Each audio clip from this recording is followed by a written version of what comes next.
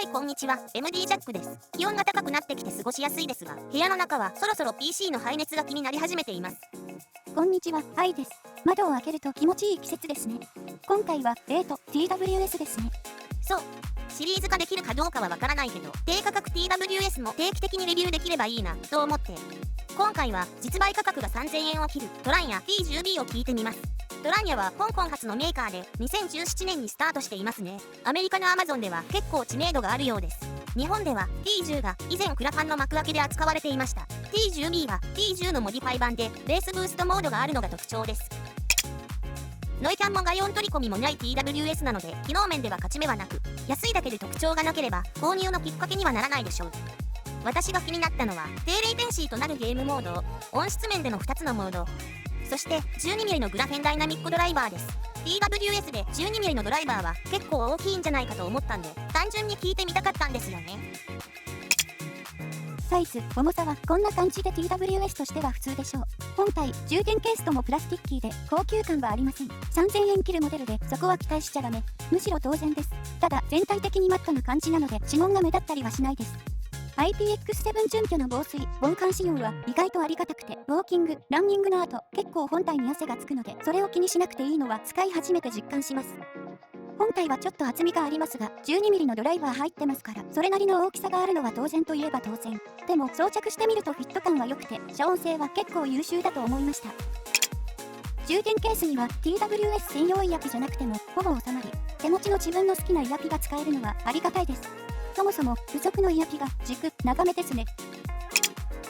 連続再生時間は8時間ということですが、 AAC 接続でノーマルモード、リスニング時の音量での実測では5時間半でした。実測すると交渉値よりは短いので、だいたい想像してた通りです。操作はアプリ対応ではないので全てタップ操作です。先に微妙な点を挙げてしまうと、タップな反応自体は慣れればさほど悪くはありませんが、4タップとか5タップって結構難しいんで、もう少し少ないタップ数で済んだらいいのにと思いました。音質比較動画は T10B 付属のイヤピを使い、ノーマルモードとベースブーストモードの比較で収録しましたので、ちょっと聞いてみてください。30秒ぐらいです。音量上がりますのでご注意ください。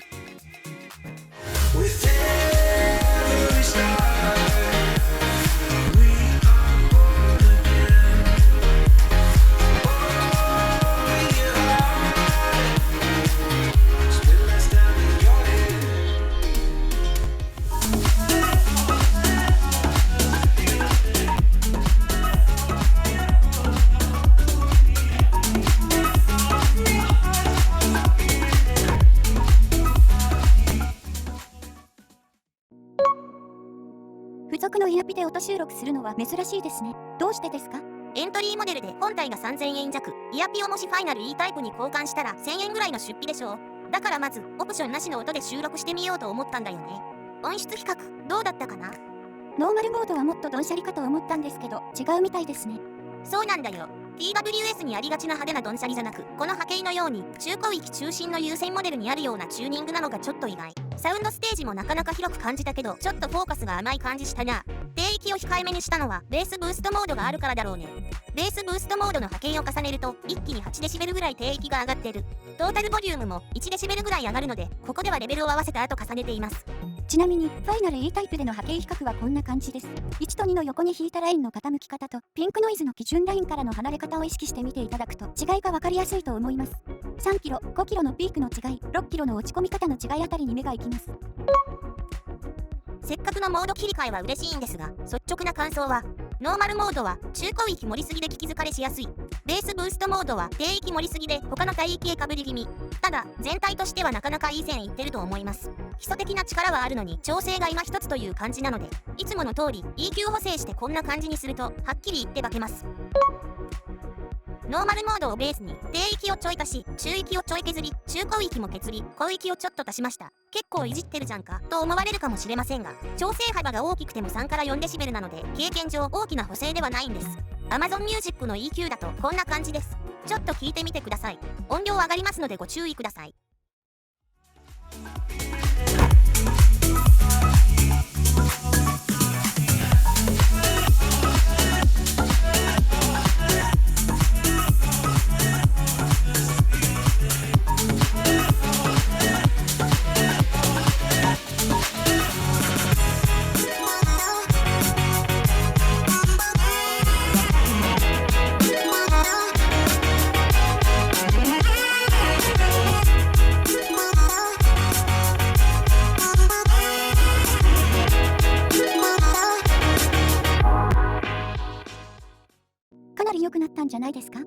でしょ？補正すれば何でも良くなるに決まってんじゃんと思われるかもしれませんが、極端なチューニングだと補正幅が大きくなって不自然さが増すんですが、 T10B は割と素直なチューニングなので、ちょっとした補正でほんと化けました。サウンドステージをより広く感じるためには中域を落としたのが効いてます。12mm のグラフェンダイナミックドライバーも伊達じゃないって感じで、ドラムのアタック感が良くて無理なく低域が出てくれます。3000円切るモデルの音質がちょっとした補正でここまで改善できればもう十分という感じです。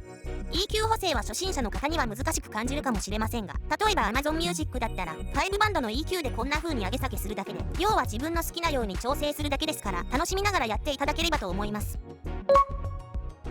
ゲームモードでドラマを視聴してみたんですが、セリフのリップシンクは全く問題なく、これはあっさりクリア。音質はもともと2から4キロの帯域が強めなので、セリフの帯域が強調される感じで、ここでは EQ 補正なしのノーマルモードが合っていると思いました。通話テストでも相手の声が聞き取りやすく、普通に使えるレベルです。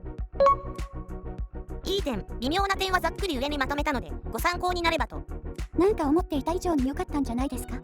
ほんとそうだね。3年ぐらい前に買った低価格の TWS ははっきり言って外れが多かったけど、 T10B は元のチューニングが優先モデルっぽい時点で気に入ったし、 EQ 補正で自分の耳にはバッチリあったからね。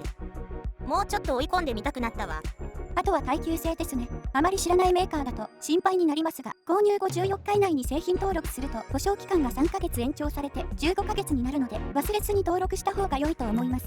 そうそう、他社の製品で1年以上経ってから接続不良が出て交換してもらったことがあるから、登録はしておいた方がいいですね。ということで、使ってみたら想像してたより結果の良かった低価格 TWS ドランや T10B のレビューでした。